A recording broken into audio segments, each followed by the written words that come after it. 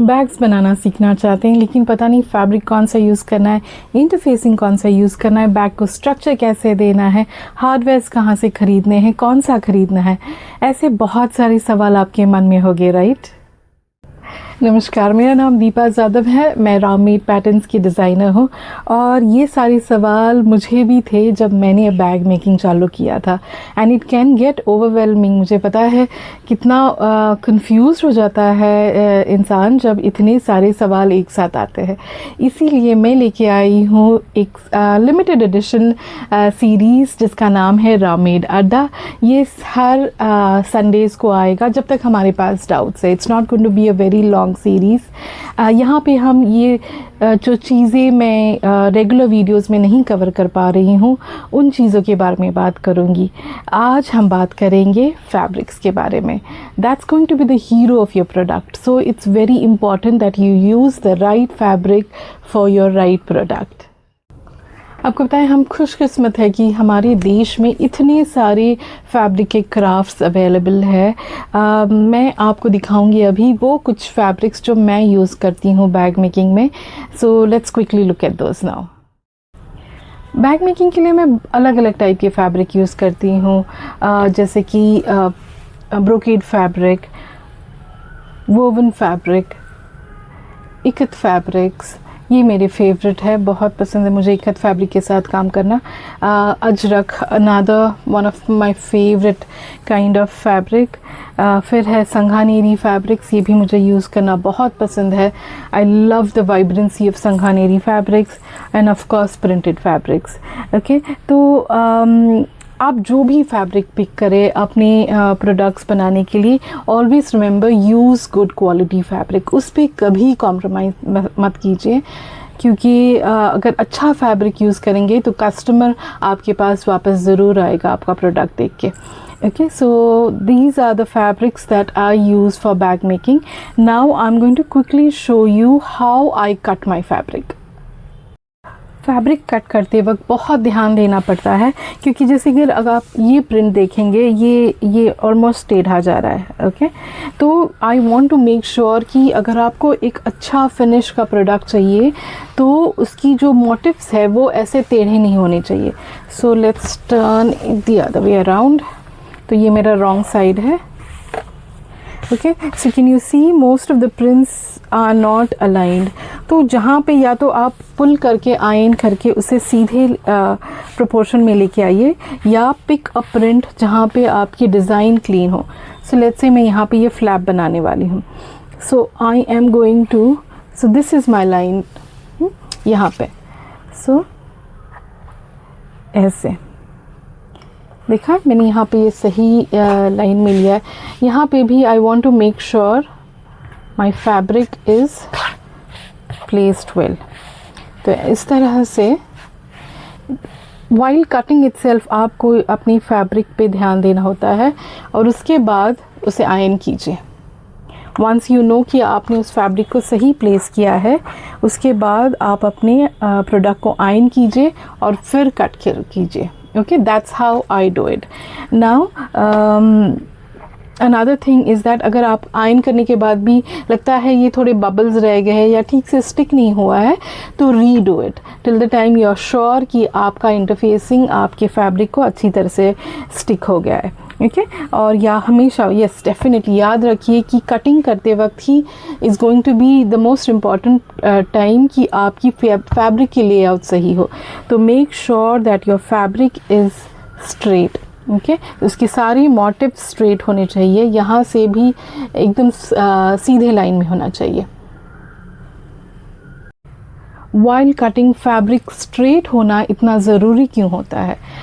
जैसे कि मैं इस वक्त ये पासपोर्ट बैग पे काम कर रही हूँ। इसमें मैंने 5 अलग तरह के इकत यूज़ किए हुए हैं, क्योंकि मैंने कट करते वक्त बहुत ध्यान दिया है कि उसके लाइन स्ट्रेट हो। कैन यू फील, ये ऐसे लग रहा है जैसे कि एक पूरा फैब्रिक है, जबकि ये अलग अलग पैच वर्क से मैंने बनाया हुआ है। सिमिलरली यहाँ पे भी देखिए मैंने डिफरेंट कलर्स के इकट्ठ यहाँ यूज़ किया है. सो it's very important while cutting itself आप ध्यान दें कि आपकी लाइन स्ट्रेट हो. ये देखिए, ये वाला मैंने 7 अलग फैब्रिक के साथ बनाया है और उसकी लाइंस कितनी स्ट्रेट है. देखिए हर लाइन मैंने. So this are small things that you pay attention to. The other thing in fabric specially woven fabric that you have to pay attention is woven fabric में जब बना रहे हो तो कोई भी पोकी बैंगल्स, पोकी रिंग्स ना पहने, क्योंकि एक धागा भी अगर खिंच गया तो आपका पूरा प्रोडक्ट ख़राब हो जाएगा. So I think these are some of the things that come to my mind right now जो फैब्रिक के मामले में आपको ध्यान देना है. मैं पर्सनली डार्क कलर के फैब्रिक प्रेफर करती हूँ, तो मैं कहीं पे भी जाऊँ तो हमेशा डार्क कलर के ही फैब्रिक्स पिक करती हूँ. लाइट कलर बहुत लोग बनाते हैं लेकिन मुझे डार्क कलर के ही फैब्रिक्स पसंद आते हैं. Now where do I buy my fabrics from? Indian fabric specially मैं मेरे पुणे में लोकल मार्केट से ख़रीदती हूँ. We have a huge collection of fabrics in Pune. लेकिन ऑनलाइन भी बहुत ख़रीदती हूँ.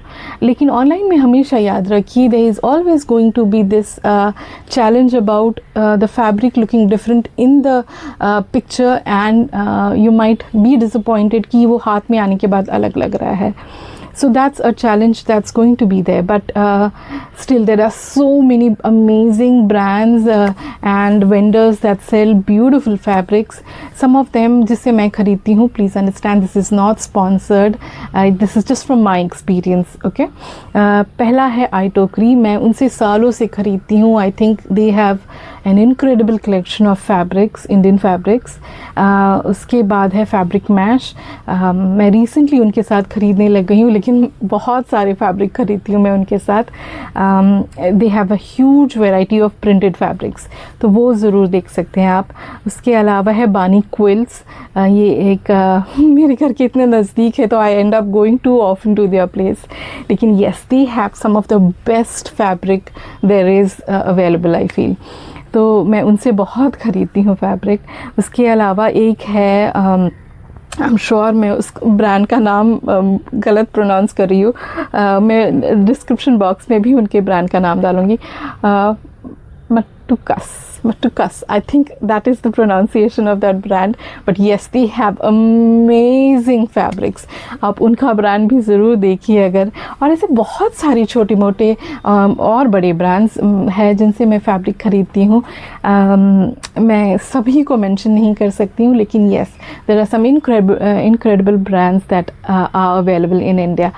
मैं कितना फैब्रिक ख़रीदती हूँ. मैं सब बैग्स खुद अकेले ही बनाती हूँ. मेरे पास कोई हेल्पर नहीं है, तो बहुत ज़्यादा नहीं बनाती हूँ. मैं कस्टम ऑर्डर बेसिस पे बनाती हूँ. जब ऑर्डर आता है तो ही बनाती हूँ, तो मुझे बहुत ज़्यादा फैब्रिक लगता भी नहीं है.